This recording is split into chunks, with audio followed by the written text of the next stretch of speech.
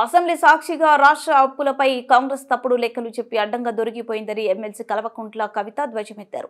Assembly parliament సాక్షిగా రాష్ట్ర సర్కారు బండారం బట్టబయలైందని విరుచుకుపడ్డారు. తెలంగాణ అప్పులు 4.42 లక్షల కోట్లని పార్లమెంట్లో ఆర్థిక మంత్రి ప్రకటించారని గుర్తు చేశారు. కానీ సీఎం రేవంత్ రెడ్డి మాత్రం 8 లక్షల కోట్లు అంటూ తప్పుడు ప్రచారం చేయడం సిగ్గుచేటన్నారు. ఎన్నికల ముందు అధికారం కోసం అబద్ధాలు చెప్పిన కాంగ్రెస్ సభలోనూ నిస్సిగ్గుగా అసత్యాలు చెప్పి తప్పుదోవ పట్టించిందని మండిపడ్డారు. శాసనమండలి వేదికగా ప్రభుత్వం వైఫల్యాలను ఎత్తి చూపడంలో బీఆర్ఎస్ సభ్యులు సఫలీకృతులయ్యారని చెప్పారు. రైతులు, మహిళలు, ఆటో డ్రైవర్లు ఇలా అన్ని వర్గాల గొంతుకను వినిపించామని, ప్రతిరోజు వినూత్న నిరసనలు చేపట్టామని తెలిపారు.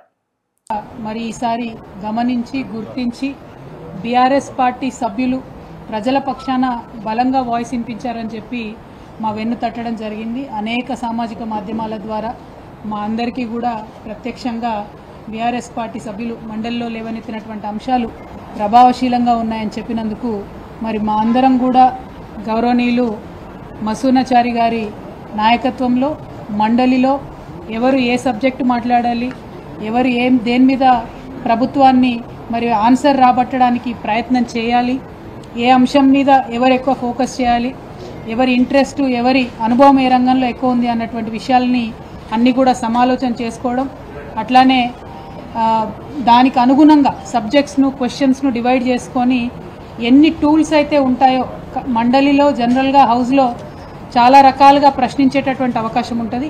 ఆ ప్రశ్నించేటటువంటి అన్ని రకాల టూల్స్ని వాడుకొని మేమందరం కూడా ప్రభుత్వం నుండి ఆన్సర్ రాబట్టేటటువంటి ప్రయత్నం చేసినాం. స్పెషల్ మెన్షన్స్ ఉంటాయి, పిటిషన్స్ ఉంటాయి, ప్రశ్నలు ఉంటాయి, షార్ట్ డిస్కషన్ ఉంటాయి, బిల్లులు వచ్చినప్పుడు డిస్కషన్స్ ఉంటాయి. వీటన్నిటిలో కూడా చాలా సక్సెస్ఫుల్గా ఈసారి బీఆర్ఎస్ పార్టీ మండలి సభ్యులందరం కూడా చాలా చురుకుగా పాల్గొనడం జరిగింది. ప్రత్యేకించి మండలి ప్రారంభమయ్యే ముందు ప్రతిరోజు ఉదయం కూడా ఒక్కరోజు కూడా వేస్ట్ చేయకుండా మొదటి రోజు పసుపు పంటలు మరి వాటికి మద్దతు ధరకు సంబంధించిన అంశం, రెండవ రోజు మిర్చి రైతులకు సంబంధించి వారు పడుతున్నటువంటి కష్టాల గురించి, మూడవ రోజు రాష్ట్ర వ్యాప్తంగా పంట నష్టం జరిగింది, దాని మీద ప్రభుత్వం ఆదుకోవాలని చెప్పినటువంటి అంశం, అట్లానే ఆడపిల్లలకు స్కూటీలు ఇస్తామని చెప్పి మీరు ఇవ్వనటువంటి అంశం, అట్లానే ఫీజు రీఎంబర్స్మెంట్ మీద ఇంకొక రోజు, తులం బంగారం మహిళలకు ఇస్తామని చెప్పి ఇవ్వనటువంటి అంశాన్ని ఇంకొక రోజు, రైతు రుణమాఫీ మీద ఇంకొక రోజు, రైతు భరోసా మీద ఇంకొక రోజు, ఇట్లా ప్రతిరోజు కూడా ఒక అంశాన్ని తీసుకొని ఒక వినూత్న రీతిలో ప్రదర్శన చేసి ప్రభుత్వం యొక్క దృష్టిని ఆకర్షించి తద్వారా ప్రజల సమస్యల పరిష్కారం కోసం మా వంతు ప్రయత్నం మేము చేయడం జరిగింది. మరి అంతేకాకుండా ఈసారి మండలిలో గవర్నర్ ప్రసంగం నుంచి మొదలు పెడితే ఆ రోజు నుంచి కూడా మండలిలో మేము ప్రొటెస్ట్ చేసినాం ప్రభుత్వం మీద.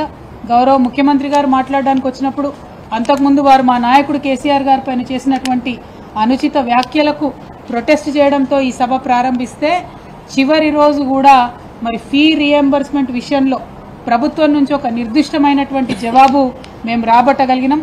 ఇది కేవలం బీఆర్ఎస్ పార్టీ మండలి సభ్యులందరూ చేసినటువంటి పోరాటం అని చెప్పి నేను బలంగా నమ్ముతా ఉన్నాను. ఇన్ని రోజులు ఫీ రీఎంబర్స్మెంట్ మీరు 8,000 కోట్లు ఇవ్వాలంటే జవాబు చెప్పినటువంటి ప్రభుత్వం మొన్న మండలిలో గౌరవ ముఖ్యమంత్రి గారు 12 నెలలలో పాత అప్పులు